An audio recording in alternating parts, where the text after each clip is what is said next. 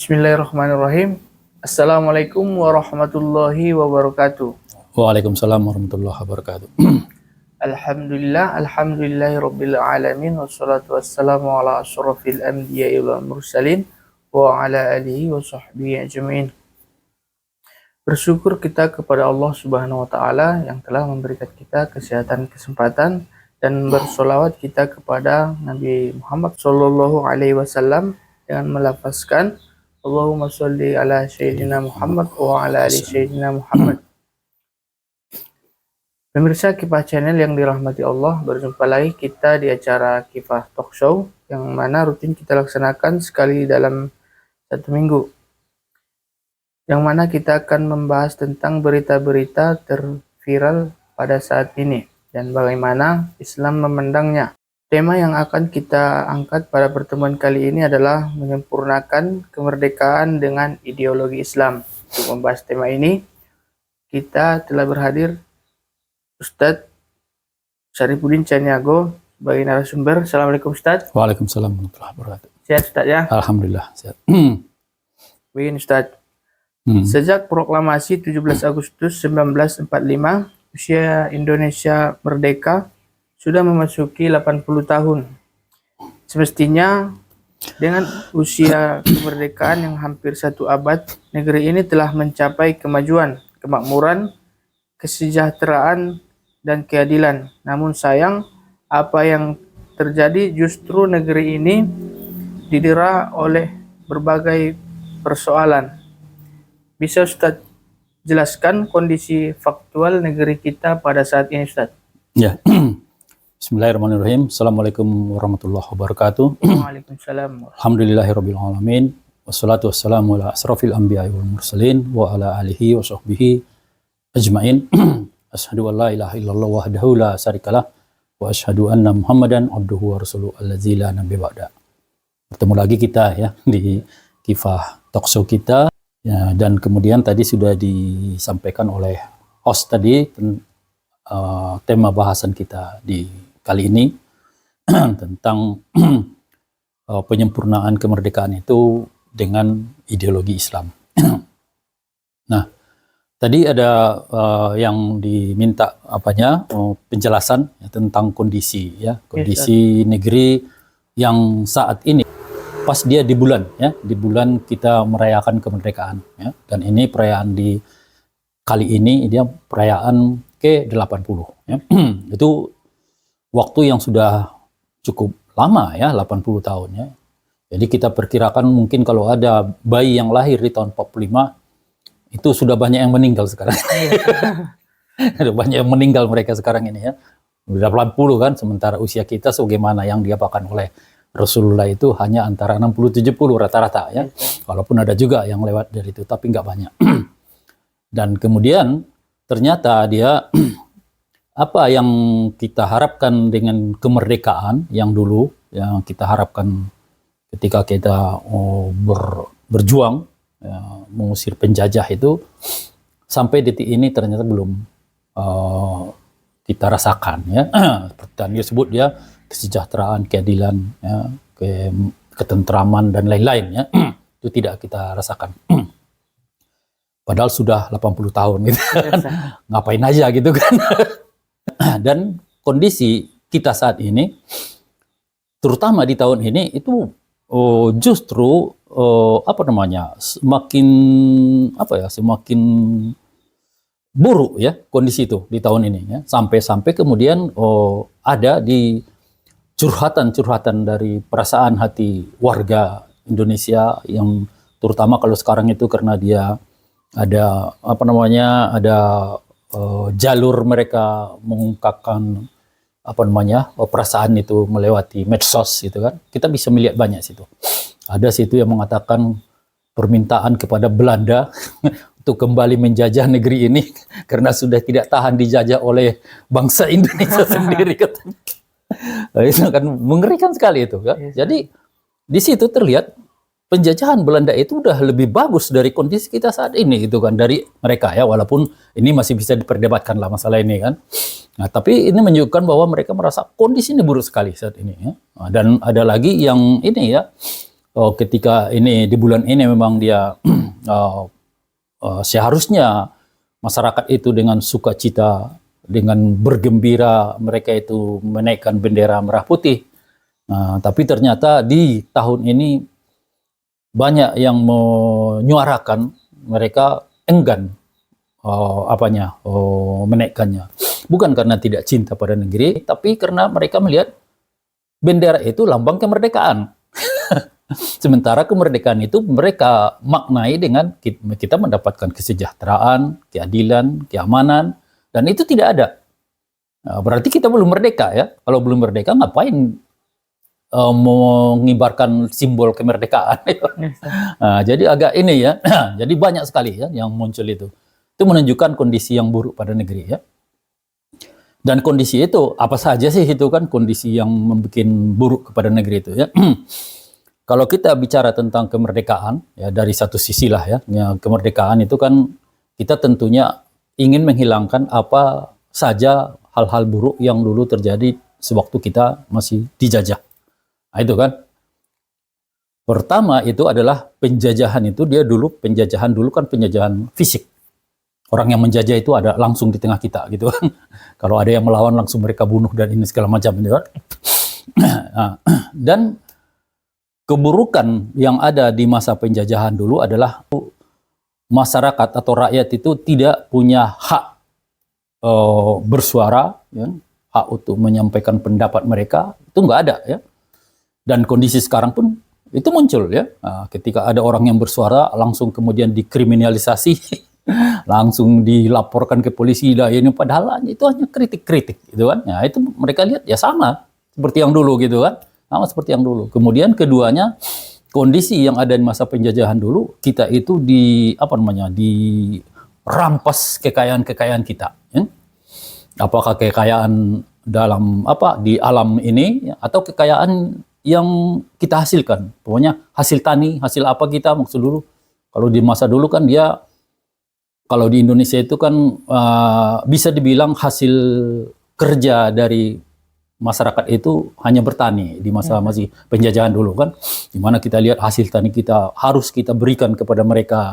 Juga dengan hasil-hasil bumi kita, rempah-rempah itu semuanya mereka bawa itu kan. Dan itu terjadi sekarang gitu. Itu terjadi sekarang. Hasil bumi kita yang begitu banyak itu mulai dari emas, perak, nikel, batu bara, banyak lagi segala macamnya gas-gas bumi itu semuanya orang lain yang ambil. Ya. Bukan kemudian itu kita yang mengelola, kita yang mengambil hasilnya dan kita gunakan hasilnya itu untuk kita bukan itu ya. Mereka yang mengambil. Dan kemudian hasil kita sebagai individu diambilnya bukan hasilnya itu mereka ambil, tapi mengambil dengan memberikan pajak gitu. Jadi apapun yang hendak kita lakukan itu negara miliknya, ini kau harus bayar segini, kau harus bayar segini. Jadi kondisi ini menunjukkan ya sama aja dengan dulu ya, bahkan lebih parah lagi gitu rasanya. Kondisi di mana ya? Kondisi di mana kita itu menjadi rakyat yang justru menghadapi kebengisan dari pemerintahan ya. Dulu pemerintahan penjajah gitu kan, mereka bengis. Sekarang pemerintahannya justru pemerintahan yang orang-orangnya orang Indonesia ya, tapi mereka bengisnya itu yang nggak kalah dengan para penjajah itu ya. Dan banyak lagi ya di sisi kebijakan-kebijakan, di mana kebijakan-kebijakan yang dikeluarkan oleh pemerintah itu kebijakan-kebijakan yang lebih kepada urusan-urusan yang tidak untuk mensejahterakan rakyat. Nggak tahu kita apa gunanya, seperti pembangunan IKN gitu kan. Mau bangun atau tidak IKN itu kan nggak ada hubungannya dengan kesejahteraan rakyat. Secara nasional gitu kan nggak ada. Nggak ada. Dan lain-lain lagi ya, banyak sekali urusan-urusan yang demikian. Belum lagi perilaku dari para pejabat yang kemudian mereka seakan-akan berkompetisi untuk melakukan korupsi. Ya. Hanya keluar itu seperti yang dulu di medsos itu ada liga korupsi gitu kan. Yes, ada liga korupsi dia. Berarti dia yang paling tinggi siapa gitu kan, yes, korupsinya kan, itu yang dianggap sebagai juara korupsinya. Dan itu angkanya itu luar biasa sekali ya. Itu membuat rakyat tentunya ya ini bukan merdeka kalau begini modelnya kan. Kita ini dicuekin, kita hanya dipalak, diperas dan segala macamnya. Kemudian uang yang kita berikan dengan hasil keringat kita dari apa kita itu mereka gunakan entah untuk apa ya, bukan untuk kesejahteraan kita ya. Dan kemudian hasil bumi yang ada di bumi ini mereka kuasai oleh pemerintah itu juga bukan untuk kesejahteraan kita ya. Jadi mereka ini pemerintahan ini ya kalau terlihat ya 11-12 dengan penjajah dulu gitu. Nah itu makanya dia tidak terlihat dia ada kemerdekaan itu saat ini. Inilah yang membuat terutama di tahun ini ya, tahun ini yang paling buruk ya, paling buruk dia dari sisi masyarakat itu merasa kekecewaan yang luar biasa karena merasa mereka merdeka itu hanya di slogan, ya, slogan tapi dia faktanya itu tidak terlihat. Nah, itu mungkin gambaran kondisinya. Kemudian Ustadz, padahal kita sudah merdeka 80 tahun yang lalu Ustadz ya. Kenapa kita tidak makmur, sejahtera sebagaimana mestinya Ustadz? Ya itu ya. Makanya kan mengherankan juga itu 80 tahun sudah gitu kan. Ya, pemerintah itu ngapain aja selama 80 tahun ya. Ya, makanya itu harus kita ini kan, harus kita lihat persoalannya ini apakah persoalannya hanya pemerintahnya saja yang salah atau ada hal lain, gitu kan? Nah, kita melihat di sini pemerintah satu faktor, maksudnya itu orang-orangnya, gitu kan? Oknum-oknumnya dari pemerintah itu satu faktor. Tapi kemudian mereka ini, orang-orangnya ini, mereka itu kan berdiri atau berjalan atau melaksanakan sesuatu bersandarkan kepada sebuah sistem. Ya. Mereka tidak bisa keluar dari sistem itu. Ya. Jadi kalau sistemnya itu sistem yang baik, insya Allah mereka itu akan pelaksanaan kebijakan-kebijakan yang mereka buat itu insya Allah akan sesuatu yang baik gitu kan kalau sistemnya baik karena mereka berjalan di atas pemikiran-pemikiran atau prinsip-prinsip yang baik ya. Nah kalau dia sistemnya itu sistem yang buruk ya sebaik apapun orangnya itu dia akan tetap berjalan di prinsip-prinsip dari sistem yang sedang diterapkan itu ya.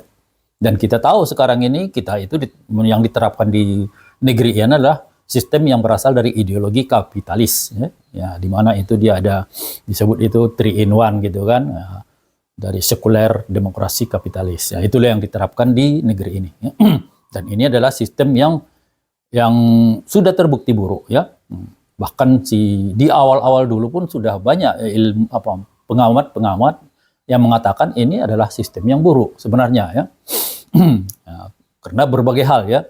Terutama dia persoalan buruknya itu adalah dari sisi yang di sini di dalam sistem itu yang membuat aturan itu manusia ya. Di mana salahnya kalau manusia membuat aturan? Ini kan persoalan yang hendak diatasi itu persoalan manusia ya. Tentunya manusia lah yang paling tahu ya tentang ini. Ya tidak ya. Tidak demikian masalahnya ya. Ya. Jadi kalau manusia yang diberi hak untuk membuat aturan, maka manusia itu kan mereka punya kepentingan, ya, punya keinginan-keinginan, ya. Ketika dia membuat peraturan itu tentu dia akan mengarah kepada agar kepentingan dan keinginannya itu yang jadi aturan gitu kan. Nah, sehingga ini yang kita lihat di dalam sistem kita ya, sistem demokrasi lah terutama ya. Nah, ketika dia terjadi, makanya dalam sistem demokrasi itu selalu terjadi dia konflik politik. Ya. Dia selesai-selesainya. Ya. Sampai sekarang pun kita melihat itu. Mereka di atas itu ribut. Ribut, tukar tambah segala macam politik dan segala macam. Mereka, kalau kita lihat, kapan lagi orang ini memikirkan rakyat gitu kan. Saking sibuknya begini ya. Ada manuver ini, ada manuver ini, begini. Nah, itu dalam sistem demokrasi. Nah, karena nanti di situ dia kebijakan-kebijakan itu ketika ada partai mereka punya visi tertentu, misi tertentu, visi misi mereka itu tidak akan bisa mereka terapkan kalau mereka itu istilahnya tidak mampu menguasai parlemen, ya. Setidaknya mayoritas mereka di sana, ya. Nah, Kalau mereka bukan mayoritas di sana, mereka ketika mereka mengajukan visi misi mereka itu akan ditolak oleh yang lain, pokoknya kan, sehingga tidak bisa ya, sehingga terjadilah terus perebutan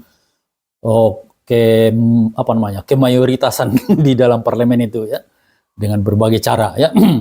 Nah, ini yang terjadi di dalam sistem demokrasi. Belum lagi dari segi tadi itu pemilihannya ya, yang itu akhirnya kita melihat banyak memunculkan dia praktek-praktek yang ya, istilahnya tidak fair gitu kan. Nah, karena di situ bermain dia ada money politik, ya, pencitraan dan lain-lain semua namanya ya. Dan kemudian ada lagi dia intimidasi dan macam-macam ya, nah, terjadi di situ ya. Nah itu ya. Jadi kemudian di satu sisi kita ini karena tadi dia di ideologi kapitalis, satu sisi dia secara ekonomi kita itu memang menerapkan ekonomi kapitalisme ya. Kapitalisme itu kita tahu ya, itu ekonomi yang berbasis kepada kebebasan kepemilikan ya. Jadi ya itu tadi, sehingga akhirnya karena ada kebebasan kepemilikan itu orang berlomba-lomba untuk memiliki sebanyak-banyaknya apa saja ya. Sehingga kita lihat terjadilah kesenjangan antara kaya dan miskin ya. Dan banyak data-data itu yang menunjukkan bahwa ini segelintir orang kaya di negeri ini itu menguasai harta yang sangat luar biasa ya, Bahkan mungkin dikumpulkan harta seluruh rakyat Indonesia di luar mereka masih kalah. Harta seluruh rakyat Indonesia itu bandingkan harta yang mereka miliki ya. Jadi dia ini ya, ketimpangan itu ya. Dan inilah mereka, kelompok ini yang kemudian berubah menjadi yang kita kenal dengan oligarki ya. Nah, dengan oligarki itu sebenarnya istilahnya itu adalah kelompok yang bisa mempengaruhi pemerintah. Itu sebenarnya oligarki. Nah, kalau di masa kerajaan-kerajaan dulu biasanya oligarki itu dia kelompok dari dari ratu ya, istrinya sing raja yang bisa dia memerintah si raja, itu bisa oligarki, atau dia keluarga, atau kemudian dia penasihat dari raja, itu bisa ya. Tapi kalau di dalam sekarang modern ini, oligarki itu yang paling kuat itu sekarang adalah dari para kapitalis ya, yaitu orang-orang yang punya modal ya, para konglomerasi dan lain-lainnya. Dan itu kemudian dengan kekuatan duit mereka bisa bisa menentukan siapa yang menjadi pemimpin di dalam satu negara ya. Dengan bantuan dana mereka, ketika si oknum yang mereka inginkan itu hendak maju di pemilihan kepala negara, mereka kasihkan modal mereka sebanyak-banyaknya, sehingga itu bisa digunakan oleh si oknum itu untuk apakah dia untuk money politik atau pencitraan dan lain-lain, membayari survei dan segala macam ya digunakannya ya. Sehingga terlihat dia menjadi orang yang memang layak dipilih ya. Nah, padahal itu hanya pencitraan. Nah, itu. Sehingga kemudian ketika orang ini terjadi bukan cuma di kepala negara ya, ini terjadi juga di kepala daerah, terjadi juga di DPR ya, apakah DPR pusat, DPRD, itu terjadi semuanya itu ya. Makanya kalau kita lihat seperti dulu disebutkan oleh mantan wakil presiden kita, Bapak Yusuf Kalla ya, dia mengatakan mayoritas pengisi dari DPR itu adalah pengusaha katanya. Ya. Gak ada di situ anggota DPR itu yang tukang becak, nggak akan kita temukan itu. Tidak akan ditemukan ada tukang becak jadi anggota DPR itu kan, atau umpamanya jualan-jualan kuliner kaki lima gitu menjadi anggota DPR, nggak akan kita temukan itu. Di situ menunjukkan bahwa kenapa mereka yang mayoritas, karena yang berlaku di situ adalah siapa yang paling kuat modal. Nah itu kan. Nah, maka kemudian ketika di situ dia kepala daerahnya, kepala negaranya, anggota-anggota dewannya itu menjadi orang-orang yang para pengusaha, mereka akan cenderung untuk berupaya membuat peraturan-peraturan yang memudahkan mereka dalam melaksanakan perusahaan-perusahaan mereka, ya. Sehingga akhirnya apa namanya undang-undang atau apapun yang keluarnya dari mereka itu eh, kita lihat ya, banyak kita lihat sekarang undang-undang itu gunanya untuk tadi itu, untuk mengurusi mereka. Untuk mengurusi rakyat ya tak ada ya. Itu loh makanya terlihat rakyat marah itu kan, banyak yang demo, mereka bikin undang-undang demo, kita demo rakyat gitu kan. Karena undang-undang itu bukan undang-undang untuk rakyatnya, untuk mengurusi rakyatnya. Undang-undang itu dia lebih kepada untuk mempermudah mempermudah para kapitalis dan segala macamnya ini. Itulah yang membuat kita akhirnya begini ya. Dan ya makanya kita lihat ya, sebenarnya penjelasannya panjang sekali penjelasan begini ya, tapi karena waktu kita terbatas ya, kita mungkin sini aja dulu sampai sini penjelasan tentang penyebab ini ya. Kalau ada mungkin yang kurang kurang jelas atau mau ditanyakan, boleh di komentar nanti ya. Komentar nanti insya Allah kita akan coba nanti tambahkan penjelasan lainnya di video berikut kita ya. Mungkin itu mungkin bisa. Kemudian Ustadz, apa yang harus kita lakukan agar kesejahteraan, kemakmuran dan keadilan ini bisa terwujud, Ustadz? Ya, ya itu ya. Jadi tentunya sebagai seorang manusia ya, seperti itulah yang kita dengar keluhan-keluhan dari warga yang terwakili oleh medsos itu kan.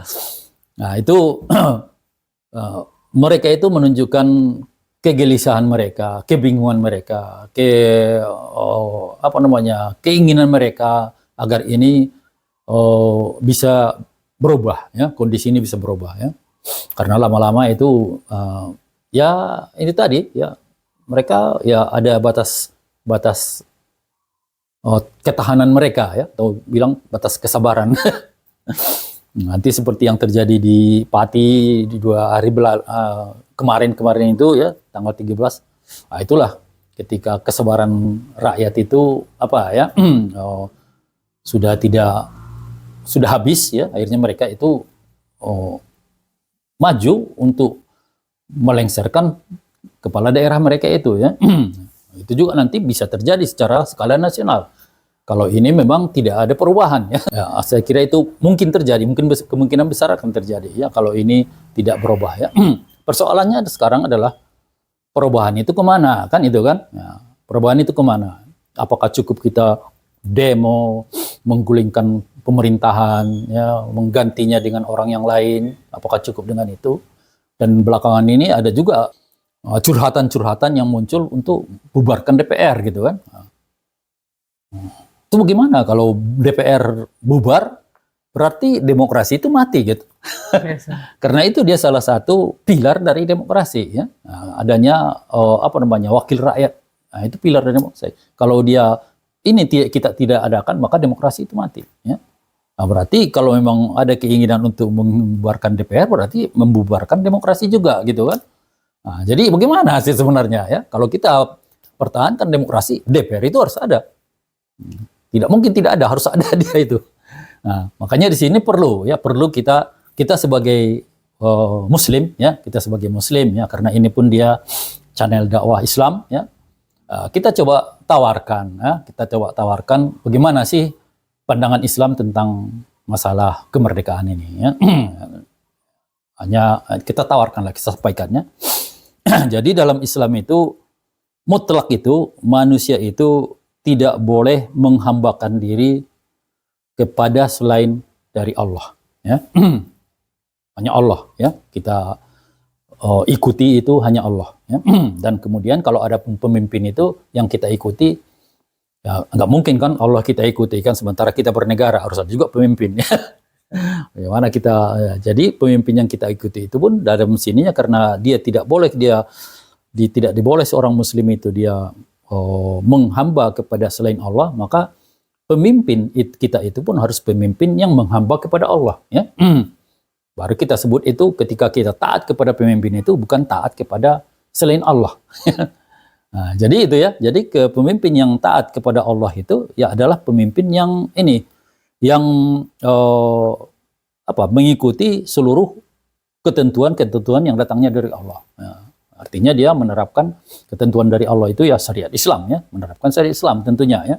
Itulah pandangan Islam tentang hakikat kemerdekaan ya.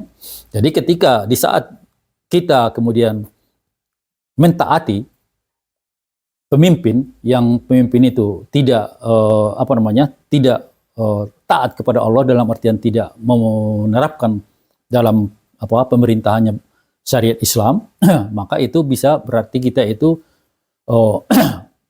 berarti kita akan mentaati aturan-aturan yang bertentangan dengan syariat Islam ya.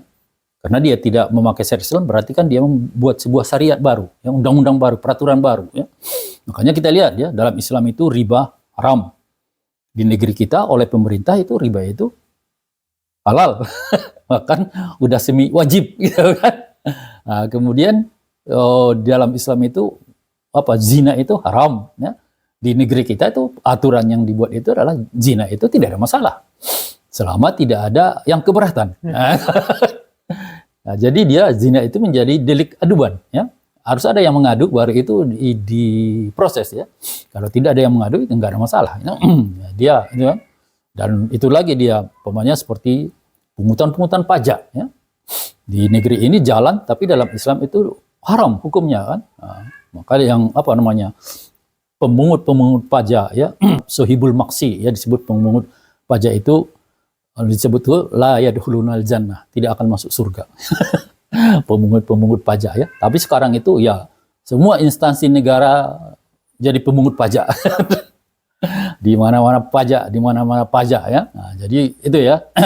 Makanya ketika kita mengikuti, mentaati seorang pemimpin yang dia tidak berhukum atau menerapkan syariat Islam, maka berarti dia sedang mentaati hukum-hukum atau aturan-aturan lain yang bukan berasal dari Allah. Dan itulah buruk lah ya. Kalau aturan dari Allah itu baik, maka sebagai konsekuensinya yang selainnya itu buruk ya, pasti buruk ya. Dan inilah yang sedang kita rasakan saat ini. Keburukan semuanya itu. Bahkan ada di dalam ini ya, dalam ayat Al-Quran disebutkan itu Allah mengatakan ittahiju ahbarohum waruhbanahum arbabam min dunillah. Ya, itulah sifat-sifat orang yang mengikuti orang-orang yang itu tidak taat kepada Allah ya. Jadi itu dia disebutkan itu mereka itu menjadikan ya, ittahiju, menjadikan pendeta-pendeta mereka, ahbarahum, ruhbanahum, mereka, rahib-rahib mereka, arbabam min dunillah, menjadi Tuhan-Tuhan lain selain Allah. Ya. Nah itu di penjelasan Rasulullah tentang ini, Rasulullah sendiri menjelaskan kepada sahabat Adi ya, yang dia membantah ya, orang-orang Yahudi Nasrani itu enggak menyembah mereka ya.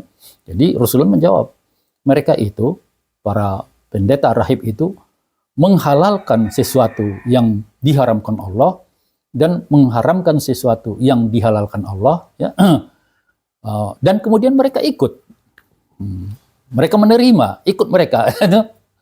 Menerima mereka, ikut mereka, tidak keberatan mereka dengan itu ya. Itulah bentuk mereka menjadikan sebagai Tuhan itu membentuk penyembahan. Dan itulah yang terjadi pada kita saat ini ya. Ada yang dihalalkan pemerintah padahal Allah mengharamkannya, ada yang diharamkan pemerintah padahal Allah menghalalkannya, dan kemudian kita mengikutinya ya. Dan itu tidak bisa kita tidak bisa kita hindari ya, ketika pemerintahan itu bukan pemerintahan yang tunduk kepada syariat Islam, bukan menerapkan syariat. Pasti akan terjadi ya. Karena kalau dia tidak menerapkan syariat Islam berarti kan dia membuat syariat ya, membuat undang-undang, peraturan baru ya. Dan peraturan baru itu pasti bertentangan. Kalau nggak bertentangan, kenapa syariatnya aja yang pakai gitu kan? Kalau memang mau tidak bertentangan ya. Nah, dan kemudian dia ini ya, ancaman-ancaman bagi yang demikian itu kan mengerikan sekali, banyak sekali dalam Al-Quran itu ancaman begini. Sepertinya tentang zina dan riba ya. Iza zuharud zina war riba fil qaryah ya. Jika kalian sudah melihat zina dan riba itu sudah merajalela dalam sebuah negeri ya. Fahallu alaikum ajaballah ya. Jadi sebenarnya mereka itu, penduduk negeri itu sudah menghalalkan datangnya ajab Allah kepada mereka ya. Jadi mereka, kita sedang mengundang ajab Allah saat ini. Nah, maka dia, ya itulah, segala keburukan akan terjadi ya, dan banyak lagi ya, kesejahteraan, keamanan dan semuanya ini pun sebenarnya lingkup yang penjelasannya panjang ya. Ya. Jadi tetap intinya kepada inilah kita melihat bahwa sebagai seorang muslim kita yakin bahwa seluruh syariat yang datangnya dari Allah itu adalah syariat yang akan memunculkan maslahat-maslahat bagi kita ya. Maslahatnya itu maslahat yang tidak memunculkan efek negatif. Kalau dalam kapitalisme itu seakan-akan ada maslahat tapi kemudian belakangnya ada negatif, itu kan. Maka kalau kita melihat di sini ya, untuk menyempurnakan kemerdekaan itu ya, kalau kita tetap berada dalam penerapan aturan-aturan yang bukan berasal dari Allah ini ya, dan kita tetap memakai ideologi kapitalisme ya di negeri ini ya, itu tidak akan bisa muncul ya. Itu hanya akan muncul kalau dia memang di negeri ini kita rubah dia kondisi itu dengan merubah sistem, bukan merubah cuman orang, merubah sistemnya kepada sistem syariat Islam. Dan kemudian itu ini saya ambil untuk menutup bahwa Allah SWT berfirman, lau anna ahlal qura ya, jika saja penduduk suatu negeri amanu wattaqau ya, mereka itu beriman dan bertakwa ya. Jadi kalau udah iman itu kan dia percaya ya, percaya adanya Allah, kemudian dia takwa, takut, taat kepada semuanya yang datangnya dari Allah ya, aturan-aturannya, apakah dia dalam ekonomi, politik, sosial, pendidikan, hukum, semuanya itu yang kita lengkap di dalam Islam itu mau kita terapkan, itulah yang menunjukkan kita takwa ya. Di situ Allah menjanjikan la fatahna alaihim barakah minas sama'i wal ard ya. Maka kami pasti ya akan membukakan pintu-pintu keberkahan kepada mereka dari langit dan bumi ya. Dan ini kita yakini ya, pemberi rezeki itu Allah. Tidak ada selain Allah pemberi rezeki ya. Kalau ada ya, saya kan yang beli jualan saya itu kan bukan Allah, manusia ya. Manusia itu hanya perantara ya. Allah bisa saja menahan manusia biar jangan datang ke tempat jualan kita ya. Ya itu kan, itu perantara ya, perantara rezeki. Tapi itu rezeki itu tetap datangnya dari Allah ya. Itu menjadi syarat ya, syarat agar kita mendapat berkah ya. Nah, karena kita itu kan selalu umpamanya seperti inilah, nanti dia di 17-an ada upacara kemerdekaan, nanti akan ada doa di situ, mungkin si pendoa akan mengatakan memohon kepada Allah agar menjadikan negeri ini menjadi negeri yang baldatun thayyibatun wa rabbun ghafur. Bagaimana kita meminta begitu sementara kita menjadi orang-orang yang durhaka kepada Allah ya, tidak mau menerapkan sistemnya, justru mengambil sistem-sistem yang datangnya dari orang kafir ya, kapitalisme dan segala macam itu.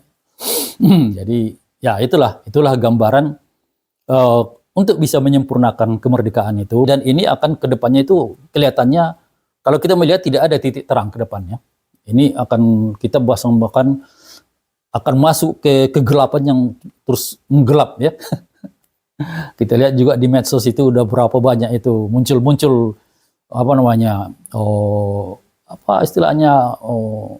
opini-opini untuk kemudian munculnya negara Sumatera merdeka, Aceh merdeka, Maluku merdeka dan lain-lain itu kan. Itu bukan sesuatu yang yang boleh kita anggap remeh itu kan. Itu bentuk dari kekecewaan ya, dan kekecewaan itu kalau tidak cepat kita kita atasi ya bisa berujung ke sana urusannya nanti. Nah, sebagaimana dulu Presiden Prabowo dia dulu pernah mengatakan bahwa Indonesia itu akan hilang di tahun 2030. Ya bisa saja terjadi ya, bisa saja terjadi. Belum lagi ancaman hutang ya, ancaman hutang yang akan membuat negara bangkrut ya. Karena dia hutang kita sekarang itu pembayaran bunganya saja udah tembus lebih dari 500 triliun per tahun ya. Dan itu terus akan meningkat terus. Ya. Pokok pinjamannya terus bertambah, sementara yang kita ini kan bisa kita bayar hanya bunga saja ya. Berarti dia karena pokok pinjamannya bertambah, maka bunga setiap tahun itu akan bertambah ya. Nah, bayangkanlah ya. Ketika dia APBN kita kira-kira cuma 3.000 triliun per tahun ya. Dan itu pun akan menyusut terus ya. Karena kondisi lemahnya ekonomi masyarakat sehingga pajak tidak jalan. Nah, sementara dia kewajiban kita yang bayar hutang terus naik ya. Nah, bisa kolaps itu. Nah, bisa kolaps dia dari segi keuangan, bisa negara ini bangkrut ya. Inilah yang kita tawarkan kepada negeri ini ya, sesuatu untuk menyempurnakan dan menyelamatkan negeri ini ya, agar bisa menjadi negeri yang merdeka secara hakiki, bukan hanya secara semboyan gitu. Tapi dari rakyat merasa belum merdeka mereka. Itu mungkin. Ustaz, terima kasih Ustaz atas pemaparannya. Pemirsa Kipas Channel yang dirahmati Allah, karena itu negeri ini harus segera kembali pada hukum-hukum Allah Subhanahu wa taala. Tentu dengan menerapkan syariah Islam secara kafah dalam seluruh aspek kehidupan agar terwujud kesejahteraan, kemakmuran dan keadilan. Jangan lupa like, komen dan subscribe dan tekan tombol notifikasinya agar tidak ketinggalan video-video terbaru dari channel kita. Wallahu a'lam bishawab. Assalamualaikum warahmatullahi wabarakatuh. Waalaikumsalam warahmatullahi wabarakatuh. Alhamdulillah.